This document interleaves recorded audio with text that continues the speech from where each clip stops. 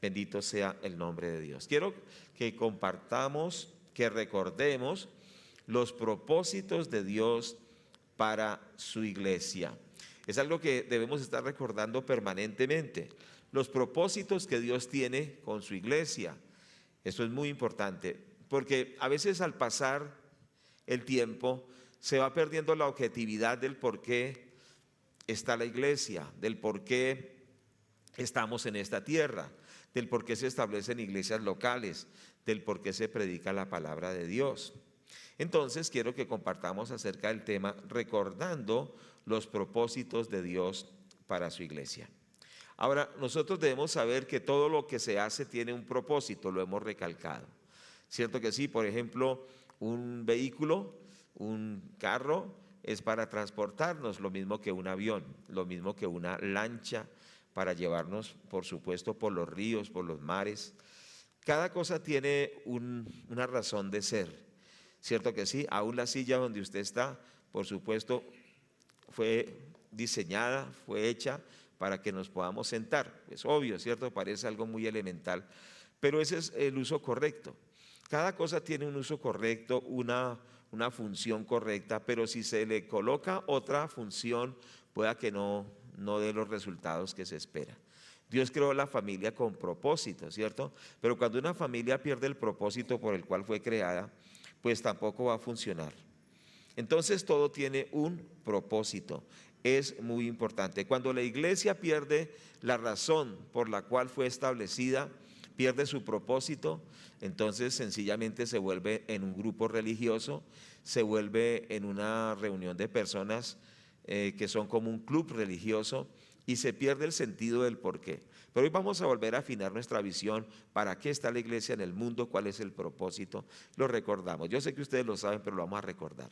Primero, la iglesia está para la gloria de Dios.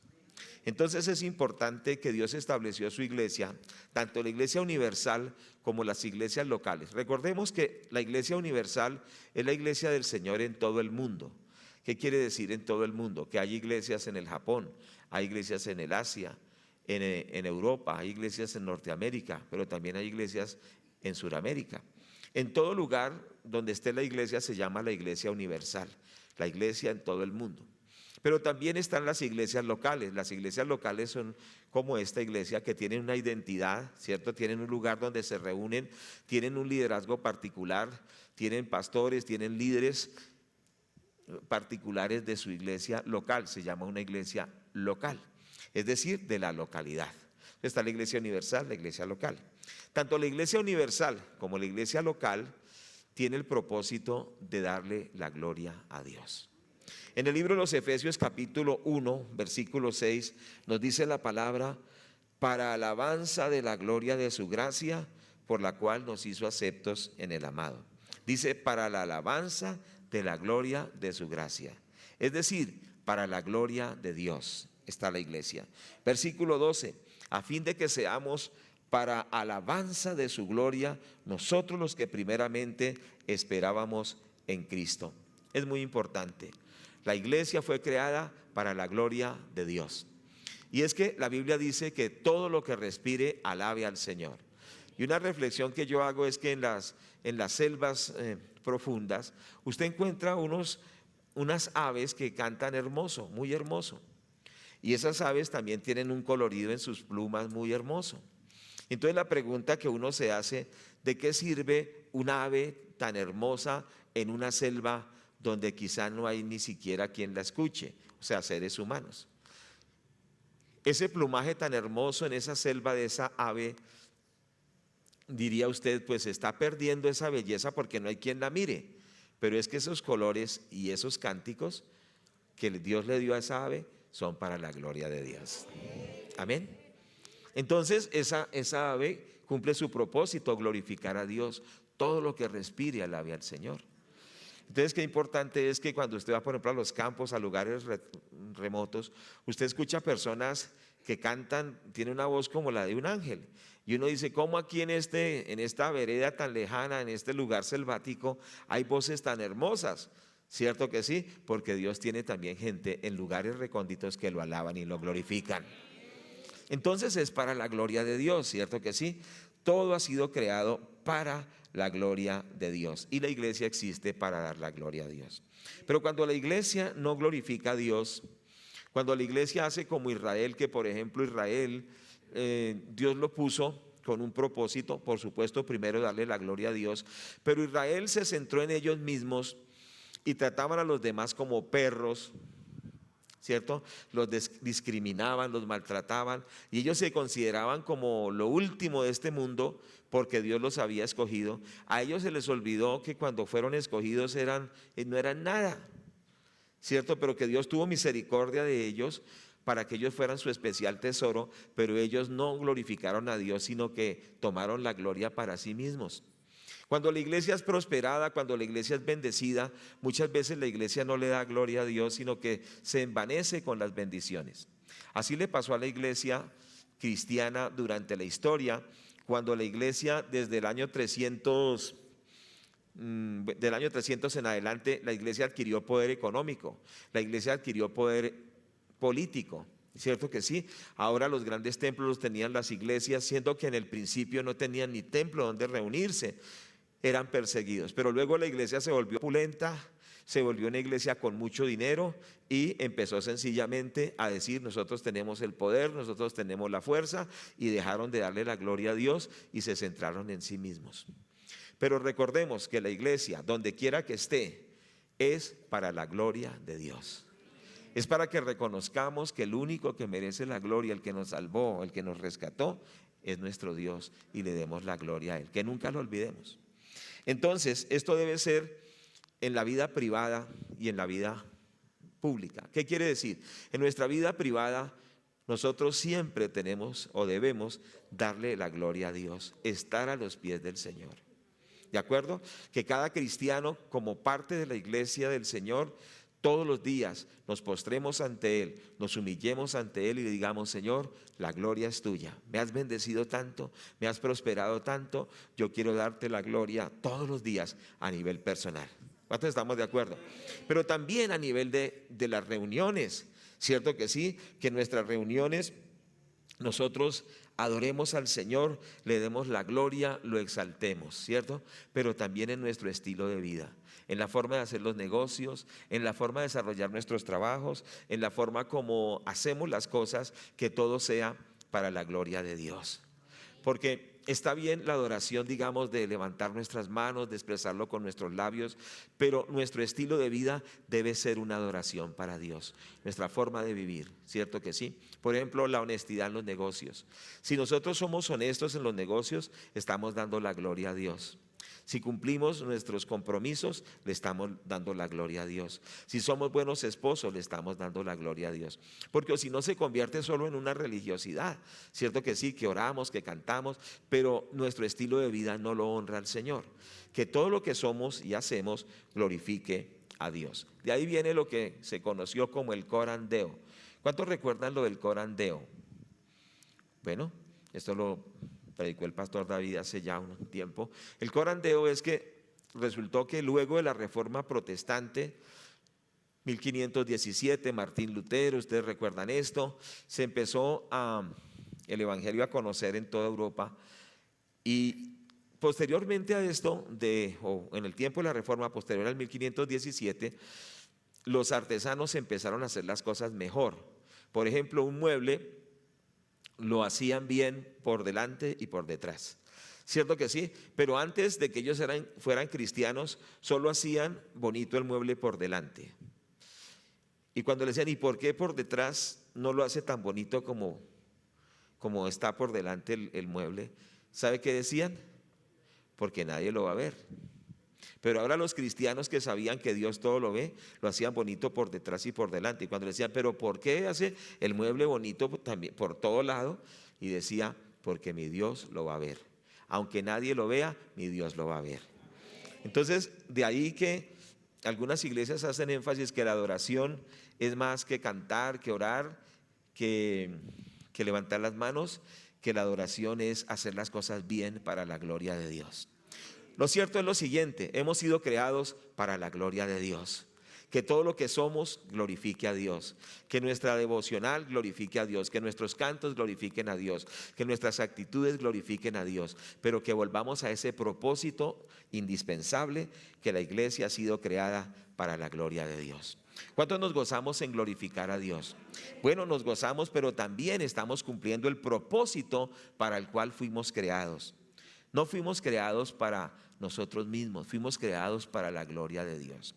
Ahora, cuando la persona cumple el propósito, puede ser feliz, puede tener paz, puede tener bendición. Pero cuando no cumplimos el propósito, vivimos precisamente una vida sin propósito, una vida sin sentido. Y por supuesto no va a haber satisfacción en el corazón. Pero cuando entendemos que fuimos creados para la gloria de Dios y lo hacemos, esto va a traer paz, va a traer gozo, va a traer realización según el propósito de Dios. El libro de los Romanos, capítulo 1, versículo 20, nos dice la palabra de Dios: porque las cosas invisibles de Él, su eterno poder y deidad, se hacen claramente visibles desde la creación del mundo, siendo entendidas por medio de las cosas hechas, de modo que no tienen excusa.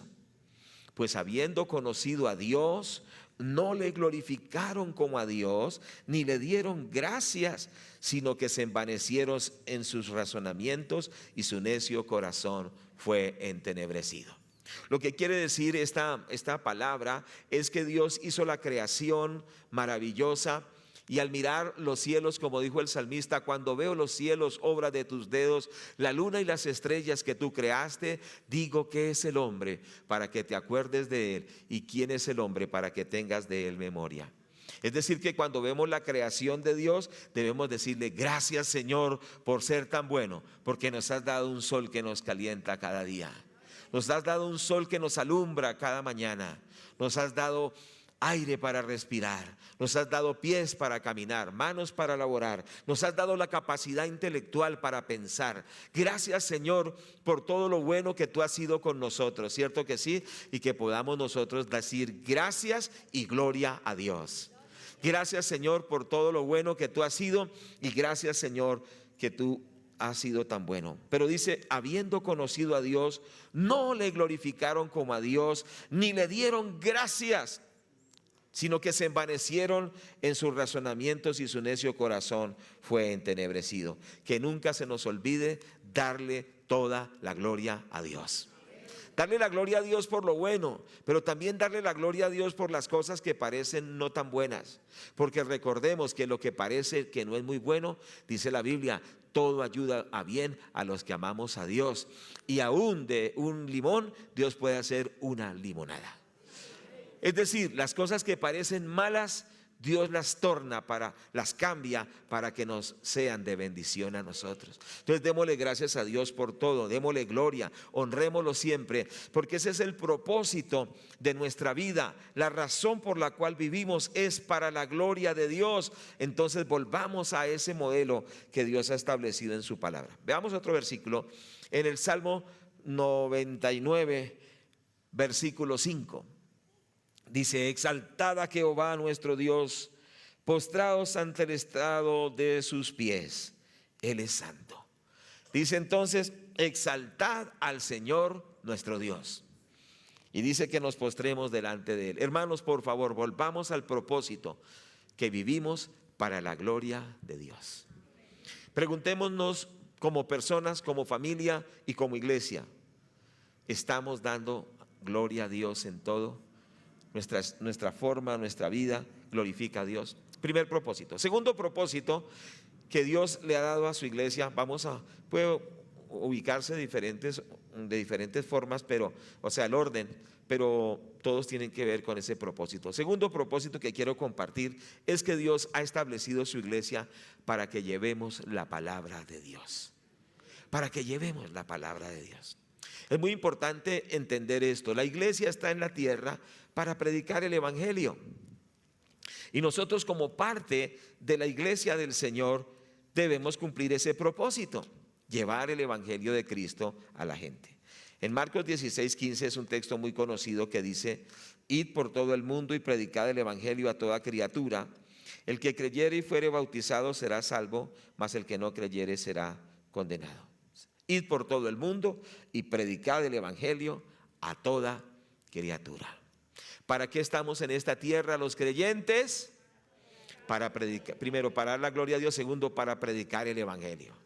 Cierto que sí, te debemos predicar el evangelio. Ayer estábamos en un pueblo, Sopó, fuimos como unos 20 hermanos, más o menos, gloria a Dios por ellos, de diferentes iglesias, de aquí de la iglesia fueron varios, y estábamos predicando la palabra de Dios.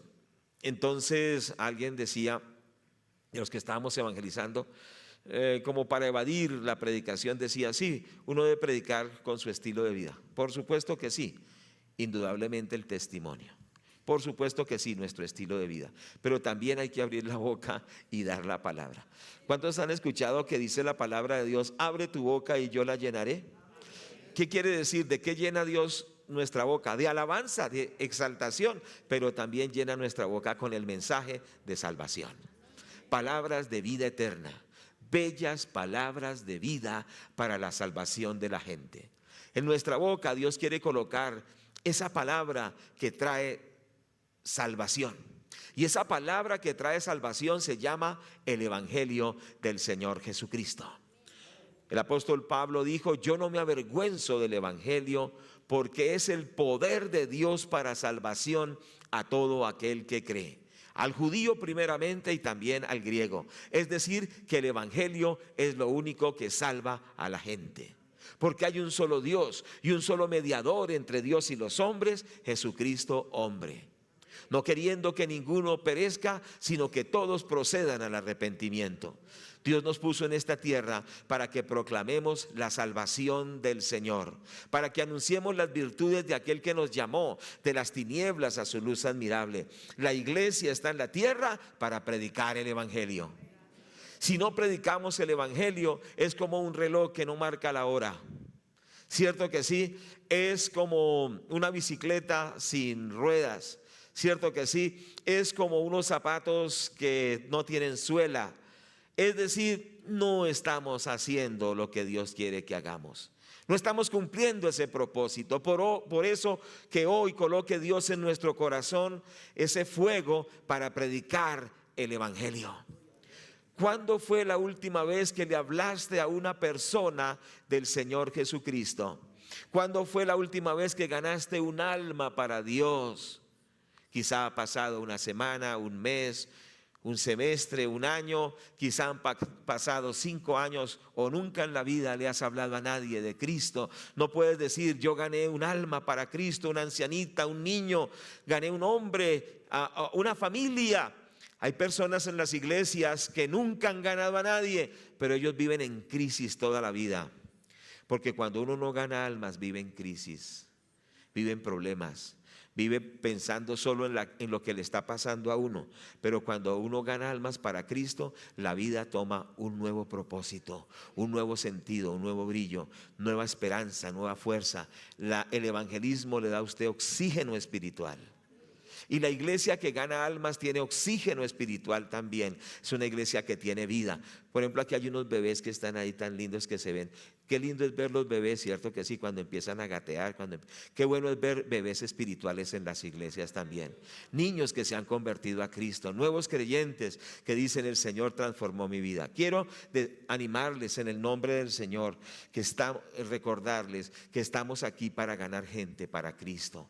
Ganar almas para Cristo, al drogadicto, al padre de familia, al profesional, al campesino, al anciano, al adolescente, porque ante Cristo todos son personas dignas o son personas más bien que puede alcanzar el Señor, porque nadie es digno de la salvación, pero ante todos, ante el mundo, Cristo quiere salvar a todos. ¿Cuántos dicen amén? Bueno, damos gloria a Dios. Entonces existimos para predicar el evangelio. La iglesia que no gana almas no está cumpliendo su razón de ser. Dice Lucas 19:10 que el Señor vino a buscar y a salvar lo que se había perdido. ¿A qué vino Cristo al mundo? A buscar y a salvar lo que se había perdido. ¿Cierto? Él es conocido como el Salvador del mundo. y le pondrás por nombre Jesús, porque Él salvará a su pueblo de sus pecados. El único que salva es el Señor, y para eso vino al mundo, para salvar y rescatar lo que se había perdido. Él vino con ese propósito de morir en la cruz, y también nos ha dado ese propósito a nosotros de llevar la palabra de Dios para salvación. Cierto que sí, porque es una cosa que tenemos que entender muy bien y tenemos que vivir en esa dinámica como iglesia. Vamos a Hebreos capítulo 2, versículo 10. Dice: pero convenía aquel por cuya causa son todas las cosas y por quien todas las cosas subsisten, que habiendo de llevar muchos hijos a la gloria, perfeccionase por las aflicciones al autor de la salvación de ellos.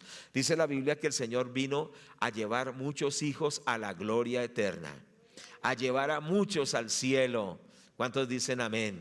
Para eso vino Cristo, y para eso Cristo nos ha puesto en esta tierra, para que nosotros también, por la gracia de Dios, prediquemos el evangelio y muchos hijos espirituales de Dios lleguen al cielo. Para eso Dios nos ha puesto, para predicar el evangelio. Digámosle: Señor, danos ese fuego para que nosotros ganemos almas permanentemente. Segunda de Pedro 3:9 dice: el Señor no retarda su promesa, según algunos la tienen por tardanza, sino que es paciente para con nosotros, no queriendo que ninguno perezca, sino que todos procedan al arrepentimiento. Es decir, Dios no quiere que nadie se condene. Dios no quiere que nadie se condene. Ayer le hablaba a una persona, a un anciano, y decía: bueno, el día del juicio, pues bueno, Dios sabrá a dónde me manda, si al infierno o al cielo. Y yo le dije: ¿sabe una cosa, caballero? Dios no quiere que usted vaya al infierno, Dios quiere que usted sea salvo.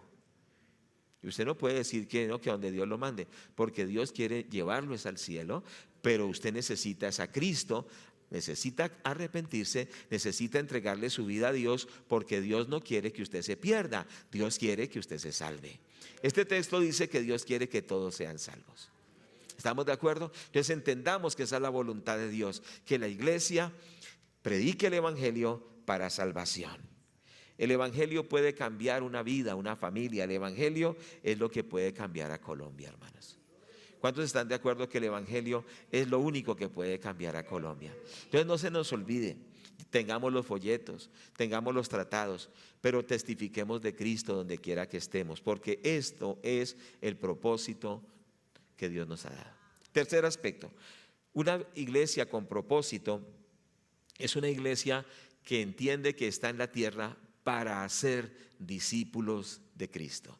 Está en la tierra para ser discípulos de Cristo. Mateo capítulo 28, cierto que sí, es un texto clásico, son de estos textos clásicos de la palabra de Dios que nos dice muy claramente, Mateo 28, 19 y 20, nos dice que toda potestad les dada al Señor Jesucristo en el cielo y en la tierra, y nos dice que por tanto entonces, dice el Señor, hagamos discípulos a todas las naciones, bautizándolos en el nombre del Padre y del Hijo y del Espíritu Santo, enseñándoles que guarden todas las cosas que os he mandado, y he aquí yo estoy con vosotros todos los días hasta el fin del mundo. Amén. Entonces, ¿qué nos está diciendo?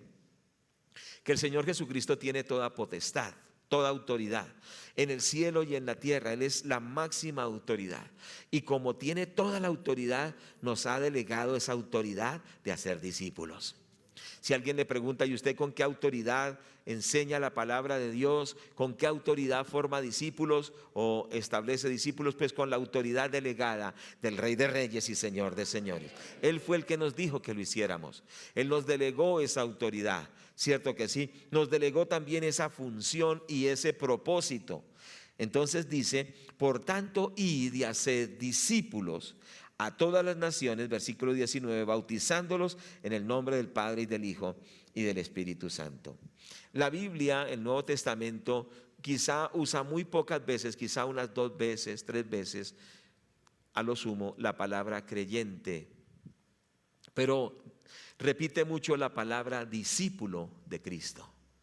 Entonces, un creyente es una persona que ha creído en el Señor, y todos nosotros somos creyentes. Pero la Biblia dice que aún el diablo cree y tiembla. ¿Ustedes saben que el diablo cree pero tiembla? Él sabe que Dios es poderoso, Él sabe que Dios es justo, Él sabe que Dios es maravilloso, Él lo sabe. Pero el diablo no se puede convertir. Entonces el diablo, como también cree, es un creyente porque cree, pero no se puede arrepentir, él tiembla porque sabe que le espera el lago de fuego. Satanás sabe lo que le espera. Y por eso él quiere llevar al infierno a tanta gente, porque él sabe que está condenado y no tiene escapatoria. ¿Cierto? Pero también él cree, pero tiembla. Mucha gente cree en Dios. Ah, sí, Dios es bueno, sí, pero nunca son discípulos. Nunca se arrepienten de sus pecados. Nunca empiezan a obedecer al Señor Dios. Entonces, ¿qué es lo que Dios quiere? Que hagamos discípulos. ¿Quién es un discípulo? Un discípulo es uno que está aprendiendo del Maestro, que es el Señor Jesucristo. ¿Estamos de acuerdo? Un discípulo es el que reconoce a Jesucristo como su máxima autoridad, como su Maestro, y empieza a conocer su voluntad y a ponerla en práctica. Un discípulo es uno que sigue a un maestro, y el maestro es el Señor Jesús. ¿Cuántos aquí somos discípulos del Señor? ¿Somos discípulos? Por supuesto que sí. ¿Por qué? Porque estamos obedeciendo su palabra, estamos obedeciendo sus mandamientos y estamos siguiendo el camino del Señor. El Señor nos mandó no a ser creyentes, sino a ser discípulos. ¿Qué quiere decir? Es hermoso predicar el evangelio, es hermoso ver la gente recibir a Cristo, como estábamos hablando de los bebés, ¿cierto? Pero un bebé no se va a quedar toda la vida siendo bebé. El bebé tiene que crecer. El bebé tiene que aprender no solo a lactar del seno materno, sino que después él tiene que aprender a comer la comida normal, ¿cierto que sí? Para eso Dios lo va a dotar de dientes, ¿cierto? Para eso también Dios va a fortalecer sus piernitas y sus huesos para que el niño camine, para que el niño corra, para que el niño después entre al colegio, para que el niño luego crezca integralmente. Pero qué triste es que un niño se quede con el tamaño de un bebé de 6 meses. Imagínense que un niño tenga 5 años y tenga el tamaño de un niño de 1 año. Usted como papá, ¿cómo se siente? ¿Cómo se siente? Que su niño tenga 10 años y parezca de 5. Que su hijo tenga 20 años y parezca de 10. ¿Cómo cree que Dios se siente cuando los cristianos se rehúsan a crecer en Cristo y siempre viven como bebés espirituales? Lo que escribió el apóstol en el libro de Hebreos, dice: ustedes, debiendo ser ya maestros, tienen necesidad de que se les vuelva a dar leche y no alimento sólido, porque no lo pueden soportar, porque son niños, nunca quieren madurar. Hay personas que llevan 10 años y nunca quieren cambiar. Llevan 20 años, nunca quieren cambiar. Siempre son los mismos bebés espirituales, con los mismos hábitos, con las mismas costumbres, y se rehúsan a crecer. Entonces hay que entender esto, que el Señor nos ha llamado a formar discípulos, personas que van a ir creciendo, ¿cierto? Que ya no serán niños fluctuantes llevados por todo viento de doctrina, por estratagema de hombres que emplean con astucia las artimañas del error, sino que son personas que crecen en el Señor Jesucristo. ¿Estamos de acuerdo? Entonces la iglesia está llamada para hacer discípulos. Todo empieza con nosotros. ¿Qué quiere decir? Yo tengo que ser más que un creyente. Tengo que ser un creyente, pero tengo que ser un discípulo. Es decir, que todos los que estamos aquí tenemos que volver a la palabra de Dios con nuevos ojos, empezar a obedecer lo que Él nos ha enviado, lo que nos ha mandado, lo que nos ha dicho. ¿Cuántos queremos ser discípulos del Señor? Cierto que sí, caminar de la mano de Él y empezar a hacer caso a sus mandamientos, a su palabra, y empezar a ser discípulos del Señor. Todos nosotros tenemos que ser discípulos. No nos conformemos con ser creyentes solamente. Entonces, ¿qué quiere decir? Cada vez vamos a asimilar más enseñanzas. Mire que los discípulos del Señor, el Señor les dijo que no les había dicho ciertas cosas porque no las podían sobrellevar. Pero a lo último, cuando ya ellos habían madurado, les dijo: ustedes van a morir por causa del evangelio. Si les hubiera dicho eso al principio, ¿qué hubieran hecho? Yo no, gracias, yo no quiero nada de esto, que me maten, no, olvídese. Pero estos de los 12, 11 fueron mártires. Estaba viendo que al celote, uno que se llamaba Simón el Celote, o sea, uno que había sido guerrillero, como los guerrilleros de los que hay por acá, porque era contra Roma, pero él se convirtió en un gran hombre de Dios y la historia nos dice que a él lo desollaron vivo. Es decir, lo tomaron y le empezaron a quitar la piel, ¿cierto? Y dejaron solo los músculos, le quitaron la piel vivo. Murió por Cristo de esa forma. A otros los quemaron vivos, a otros los echaron a los leones, a otros, mejor dicho, les fue difícil. Pero el evangelio de hoy es: conviértete a Cristo, que Él te va a dar todo, tú no vas a sufrir nada, todo te va a salir bien, solo es que hagas así y Dios va a correr a hacer lo que tú quieras. No es eso, ese no es el evangelio. El evangelio es que Jesucristo es el Señor, que Él es el que manda en nuestras vidas, que Él es el Kyrios. Recuerda que Kyrios significa el amo absoluto. Cierto que Él es el que manda en nuestras vidas y que nosotros nos rendimos a Él y lo obedecemos, y que muchas veces el obedecer a Cristo costará persecución. Mire, gracias a Dios que en Colombia no hay persecución, pero hay países donde se predica el evangelio y la gente va a la cárcel. Por eso yo les digo a los hermanos: aprovechemos nuestra constitución que dice que en Colombia hay libertad de culto, que podemos predicar donde queramos y que nadie nos puede decir que no. Ayer estábamos en el pueblo de Sopó y tengo que investigar eso.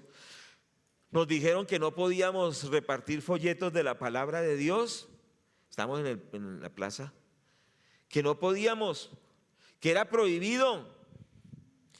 Estaba la pastora Lady, la esposa del pastor Mario, y entonces ella les dijo: no, ¿cómo así? La Constitución de Colombia dice que aquí hay libertad de culto y que se puede predicar el evangelio donde nosotros queramos. Yo no sé por qué quizá la alcaldía de Sopó, hay que investigar, puso una restricción, pero no es constitucional. Nuestra Constitución dice que hay libertad y que podemos predicar donde queramos la palabra de Dios. Pero hay constituciones que es prohibido predicar el evangelio. Por eso, mientras haya oportunidad, hagámoslo. Mientras tenemos libertad, hagámoslo. Porque cuando no haya libertad, tenemos que seguirlo haciendo. Pero aprovechemos la puerta abierta que hay. Hagamos discípulos. Esta es la voluntad de Dios. Gente que sigue a Cristo, que ama a Cristo. Amén. Entonces, en este texto de la palabra del Señor observamos que nos dice que hagamos discípulos a todas las naciones. Es decir, se pueden discipular personas, se pueden discipular familias, pero también se pueden discipular naciones. Es decir, estamos llamados a discipular a Colombia a través de alcanzar la educación, los medios de comunicación, las áreas de gobierno, ¿cierto que sí? Alcanzar la institución de la familia y todos los aspectos que tienen que ver, que son lo que llamaron algunos los 7 montes de gobierno o los 7 montes de influencia. Tenemos que llegar a todos los aspectos de la sociedad y discipularla para Cristo. Es un gran reto. La iglesia está para ser discípulos. Entonces recapitulemos. ¿Para qué está la iglesia en el mundo? Primero, para la gloria de Dios. Segundo, para llevar el evangelio, ganar gente para Cristo. Tercero, para ser discípulos. ¿Cierto que sí? Y en cuarto lugar, la iglesia está también para servir. La iglesia está puesta para servir. ¿Para qué existe la iglesia en el mundo? Para servir. Esto es muy importante. Entonces observamos textos como el libro de Efesios capítulo 2 versículo 8. Muchas veces nosotros hemos dicho: no, nosotros no somos salvos por obras, no somos como la iglesia tradicional, que ellos dicen que nos salvamos por las obras. Es verdad, pero aquí hay un equilibrio en Efesios 2, 8 y 9. Miremos la palabra de Dios. Dice la palabra: porque por gracia sois salvos por medio de la fe, y esto no de vosotros, pues es don de Dios, no por obras, para que nadie se gloríe, porque somos hechura suya, creados en Cristo Jesús para buenas obras, las cuales Dios preparó de antemano para que anduviésemos en ellas. Entonces aquí empezamos a ver. Primero, versículo 8, por gracia sois salvos. ¿Se acuerda que la semana anterior predicábamos y enseñábamos acerca de la gracia? Amén, por gracia somos salvos. O sea, por favor inmerecido, por un regalo de Dios, por la fe. Pero aún la fe es un regalo que Dios nos da. Entonces, por gracia somos salvos. Y dice, no por obras para que nadie se gloríe. O sea, nadie puede decir, es que soy tan bueno que voy a ir al cielo porque soy tan bueno. Nadie irá al cielo por ser bueno, sino que todos iremos los que somos salvos al cielo por la misericordia de Dios, por la obra de Cristo en la cruz del Calvario. ¿De acuerdo? Pero entonces, ya siendo salvos para la gloria de Dios, como lo hemos explicado, versículo 9 trae el equilibrio. Dice, no, el versículo 10 trae el equilibrio, porque somos hechura suya. ¿Hechura de quién? De Dios, creados en Cristo Jesús. ¿Para qué? Para buenas obras, las cuales Dios preparó de antemano para que anduviésemos en ellas. Entonces aquí nos dice que fuimos creados para buenas obras, que fuimos salvos no por obras, sino que fuimos salvos para buenas obras. Entonces, no fuimos salvos por obras, sino que fuimos salvos para buenas obras, las cuales Dios preparó de antemano para que anduviésemos en ellas. Por ejemplo, algunas buenas obras es el mismo evangelismo. El evangelismo es una buena obra porque estamos procurando que la gente conozca a Cristo. El orar por las demás personas es una buena obra también. Pero también el hacer el bien práctico al enfermo, ¿cierto? A visitar al enfermo, ayudar al que está en la cárcel, ¿cierto? Procurar hacer algo para que la gente salga de la crisis que está pasando. Esto es muy importante porque la iglesia se ha centrado en los templos, pero la iglesia no está sirviendo. Es decir, no estamos ejerciendo servicio. Bueno, la iglesia aquí sí, gracias a Dios, procuramos hacerlo porque es una dinámica de nuestra iglesia, ayudar a las personas. Hace unas semanas atrás, y doy gloria a Dios y también les agradezco a ustedes, se enviaron 28 cajas grandes de ayuda humanitaria para el Catatumbo. Se enviaron en un camión 28 cajas de ayuda con ropas y cosas de ayuda a los desplazados por la violencia. Y siempre esta iglesia estamos procurando ayudar cuando hay una catástrofe, cuando hay algún problema. No solo esta iglesia, sino la zona de Bogotá y Cundinamarca, que por la gracia de Dios dirigimos, y la región central, que también por la gracia de Dios dirigimos. Y muchos de la misión panamericana estamos en esto, porque creemos que la iglesia tiene que servir. Porque el Señor Jesucristo no vino para ser servido, sino para servir y dar su vida por muchos. Por eso la iglesia en este lugar tiene ese ADN bíblico de que debe servir. Esto es muy importante. Entonces, fuimos creados para hacer el bien. Y dice la palabra de Dios que son buenas obras que Dios nos ha dado de antemano para que andemos en ellas, para que caminemos en el hacer el bien. Es decir, Dios coloca en el corazón de cada uno de ustedes, de cada uno de nosotros, también como iglesia, cómo podemos bendecir a los necesitados y ayudarlos. Esto es muy importante. Mateo capítulo 5, ustedes conocen estos textos porque permanentemente los compartimos, pero también procuramos estar en esto, todo para la gloria de Dios, porque recordemos que es para la gloria de Dios, no es que seamos muy buenos, no, es para la gloria del Señor. Mateo capítulo 5, versículos 14 al 16, dice, vosotros sois la luz del mundo. Una ciudad asentada sobre un monte no se puede esconder, ni se enciende una luz y se pone debajo de un almud, sino sobre el candelero y alumbra a todos los que están en casa. Así alumbre vuestra luz delante de los hombres, para que vean vuestras buenas obras y glorifiquen a vuestro Padre que está en los cielos. Entonces, ¿qué tiene que hacer la iglesia? Servir. No solamente es cómo la iglesia a mí me ayuda y yo no aporto nada. Cómo yo ayudo a alguien. Hay personas en las iglesias, lo digo pues con mucho respeto, que dicen, no, pero es que aquí no ayudan a nadie, porque estas personas solo quieren que los ayuden a ellos, pero ellos no mueven un dedo para ayudar a nadie, tampoco aportan en la obra de Dios, porque de lo que nosotros aportamos es que ayudamos a otras personas. ¿Cierto que sí? De lo que nosotros todos diezmamos, ofrendamos, de eso también se envía ayuda a pastores necesitados, ancianos, a familias en crisis. ¿Cierto que sí? Pero si yo solo pienso cómo me van a ayudar a mí, pero yo nunca muevo un dedo para ayudar a nadie, cuidado con eso, porque hay muchos en las iglesias que dicen aquí no ayudan a nadie, porque solo esperan que los ayuden a ellos, pero ellos nunca ayudan. Solo les gusta la ley del embudo. ¿Cierto que sí? Que me ayuden a mí, pero a los demás nada. No, aquí no hay esa ley. Queremos es que seamos bendecidos para bendecir. Bendecidos para bendecir. ¿Cuántos damos gloria a Dios? Y aquí hay hermanos también muy, muy dadivosos, gente de Dios que está dispuesta a servir, a ayudar, a cooperar, y lo dejan a uno asombrado. Y uno dice, no, no, párela, ya se está pasando, cálmese, cálmese. Y toca decirles, tenga cuidado porque, digamos, usted también tiene una familia, usted tiene que ver por su familia. Hay gente demasiado dadivosa, pero a veces descuidan su familia. Tampoco, tiene que haber un equilibrio. Sí me hago entender, porque la prioridad es la prioridad también. Un equilibrio. Pero estamos haciendo énfasis en esto. La iglesia está para servir. ¿Cuánto le pedimos a Dios que nos ayude a hacer bendición? Alguien dijo que el que no sirve,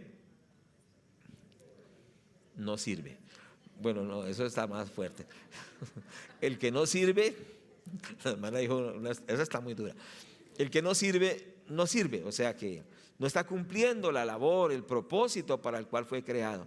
Digámosle, Señor, ayúdanos a poder ser una ayuda, una bendición a las personas. Cierto que sí, que esto se vuelva a recuperar en nuestras vidas, que nunca perdamos, porque ¿qué pasa? Llega el momento, ya estamos terminando la enseñanza, llega el momento en que uno pierde la razón y el objetivo de ser. ¿Sí? Estaba leyendo el libro precisamente Si Jesús fuese alcalde, y en ese libro hay una parte donde dice que en un país de África, la policía perdió el sentido de por qué era policía. Y en ese país entonces los policías empezaron a extorsionar, a robar, a hacer cosas terribles, y entonces perdieron el propósito de para qué eran policías. ¿Sí me hago entender? Entonces la iglesia cristiana, viendo eso, hizo un banquete con ellos, y entonces les hablaron de principios y valores bíblicos, los sirvieron, estuvieron pendientes de ellos hasta que los hicieron reflexionar. Y dijeron, no, nosotros estamos es para el bien de la ciudadanía, no para extorsionar, no para hacerle lo malo, para hacer lo malo. Pero entonces eso les ayudó, con esa intervención de la iglesia, que los ayudó a reubicarse en para qué estaban en la tierra. Y después ese departamento de policía de ese país se sanó totalmente y estaban haciendo lo que era correcto. Pero lo más grave, lo más difícil es cuando nosotros como iglesia perdemos la razón de ser de nosotros. Cuando los pastores perdemos la razón de ser, y bueno, pueden haber pastores que tienen el evangelio como un negocio, puede ser, ¿cierto? Lo importante es que nosotros no lo tengamos de esa forma. ¿Cuántos me están escuchando? Y que entendamos que si Dios nos bendice es para bendecir, no para abusar de los privilegios que Dios nos da. Y es que el problema del creyente es ese. Nos pasa lo de Israel. Israel es muy bendecido, pero Israel no honra a Dios en la mayoría de los casos. Históricamente.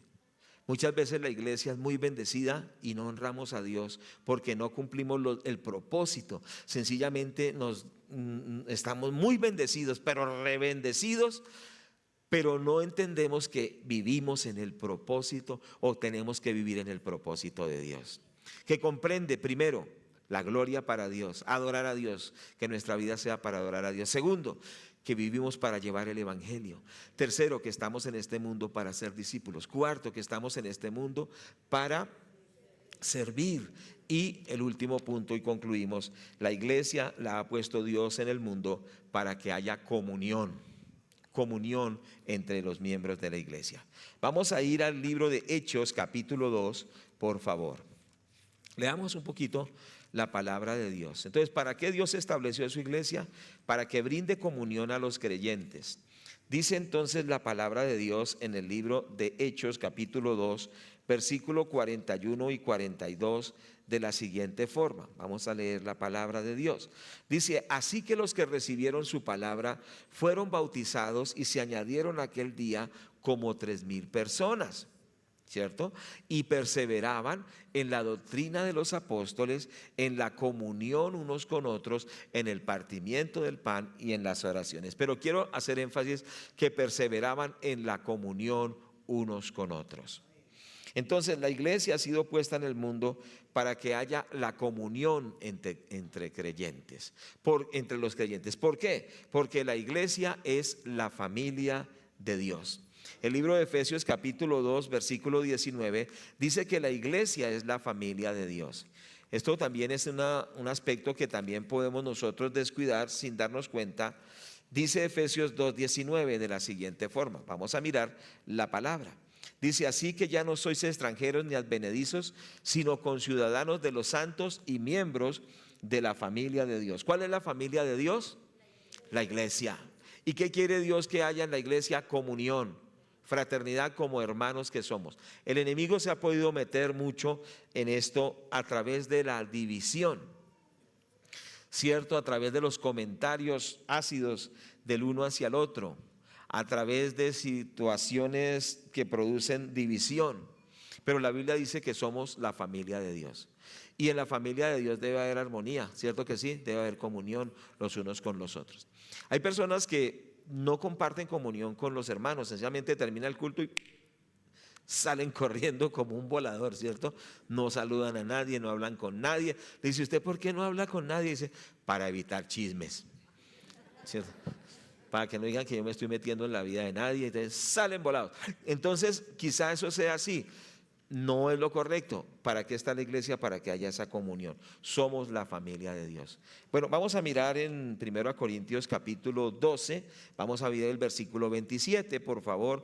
1 Corintios 12, 27. Que Dios sea obrando y nos ayude, porque hay áreas que hemos fallado cada uno, pero Dios tenga misericordia. Versículo 27. Pues vosotros sois el cuerpo de Cristo, miembros cada uno en particular. Entonces dice que somos el cuerpo de Cristo.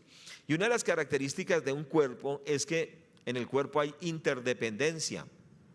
Por ejemplo, un pie no tiene sentido si no está en el lugar donde está. Es decir, el pie tiene que estar ahí. El pie no puede estar de oreja. Por supuesto, sería absurdo. ¿Por qué? Porque es que el pie tiene que estar donde Dios lo puso. ¿Cierto que sí? El cerebro pues es el que coordina todo el cuerpo, pero el cerebro tiene que ejercer esa función. El hígado, los riñones, los pulmones. Pero ¿qué tal unos pulmones desconectados del sistema del cuerpo? Pues ellos se mueren y matan al cuerpo. ¿Sí me hago entender? Cada parte es importante. La Biblia dice que en el cuerpo hay partes que son más visibles, como el rostro, ¿cierto que sí? Pero hay partes que no son visibles, como el corazón, pero aunque no se ve, es indispensable. ¿Sí me hago entender? No se ve el corazón, él está allí y trabaja. Yo que cumplí 62 años trabajando ese corazón. Otros que tienen 90 por aquí, unos tienen como 80, no, los de la segunda fila, ¿cierto? 80 años trabajando, eso me admira a mí, siempre yo reflexiono, pero 80 años, sin parar, ¿cierto? Y quizá hay gente que nadie se da cuenta, pero está todos los días orando en secreto, como el corazón ahí, está orando por usted, está orando por mí. Quizás alguien que ni siquiera uno se da cuenta, pero está ahí, ¿sí me hago entender? Y no es muy reconocido. Hay unos que son como la imagen externa de la iglesia, son los que somos más visibles, o sea, o que están más a la vista, cierto que sí, pero hay otros que no están a la vista, pero son demasiado importantes. Por eso uno tiene que entender que somos un cuerpo y que nos necesitamos los unos a los otros, es decir, nos debemos apoyar mutuamente y entender que somos ese cuerpo y que debemos pedirle al Señor que nos ayude a estar en comunión, porque esa es la trampa del enemigo, de que no tengamos comunión. Cierto que sí, que cada uno ande por su lado. Es que un brazo no anda por su lado. O el brazo dice: no, yo ando por mi lado. O una pierna: no, yo ando por mi lado. Eso sería absurdo. Cierto que sí, eso es ridículo. Pero así hay creyentes, ellos andan por su lado, ellos dicen: no, yo busco es a Dios, mi Cristo, mi Señor Jesucristo, yo lo amo, y los demás, eso es problema de ellos. Tiene un evangelio extraño, un evangelio en el cual no es importante la iglesia, lo importante es él o ella, y la iglesia no importa. No, tú no eres solo, tú necesitas a otros. Todos necesitamos del cuerpo de Cristo. Aún las iglesias, por ejemplo, aquí somos una iglesia, pero es que nosotros no somos la única iglesia en el mundo. Hay miles de millones de iglesias, hay miles de millones de pastores. Nosotros somos hermanos con ellos. Nosotros no podemos decir, no, es que esta es la única iglesia buena, aquí no necesitamos de nadie. Nosotros necesitamos de las otras iglesias, ¿no es que son nuestros hermanos? Por eso hacemos oración unida, que se llama Bogotá Ora, y hacemos Colombia Ahora, y estamos unidos con otras denominaciones y grupos, porque nosotros nos necesitamos mutuamente. No es que no somos únicos nosotros. Entonces no al sectarismo tampoco, porque algunos dicen, nosotros somos como iglesia, no necesitamos a nadie, ni que oren por nosotros, que nosotros también oramos y nosotros podemos solos. No, nosotros necesitamos de las otras iglesias también. Porque cuando venga una persecución, ¿a quién van a perseguir? ¿Solo a nosotros? A todos. Entonces nos necesitamos mutuamente. Necesitamos al cuerpo de Cristo. ¿Cuántos estamos de acuerdo? Que el Señor nos ayude, porque Dios nos ha puesto para que tengamos comunión. Concluyamos recapitulando. La iglesia ha sido puesta por el Señor primero para la gloria de Dios. Procuremos glorificarlo siempre, adorarlo, estar a los pies del Señor. Segundo, la iglesia está puesta en la tierra para llevar el evangelio. Llevemos la palabra de Dios. Tercero, la iglesia está puesta para hacer discípulos. Formemos personas en la doctrina del Señor, en la obediencia a todos los mandamientos del Señor. Cuarto aspecto, la iglesia está puesta para servir. La iglesia debe manifestar el amor de Dios a través del servicio. Y el último aspecto, quinto, la iglesia está para que haya comunión. Yo no estoy diciendo que sean las únicas razones o motivos o propósitos de la iglesia, pero estos son 5 muy claves que los hemos estudiado en algunas oportunidades y que hoy debemos recordarlo. ¿De acuerdo?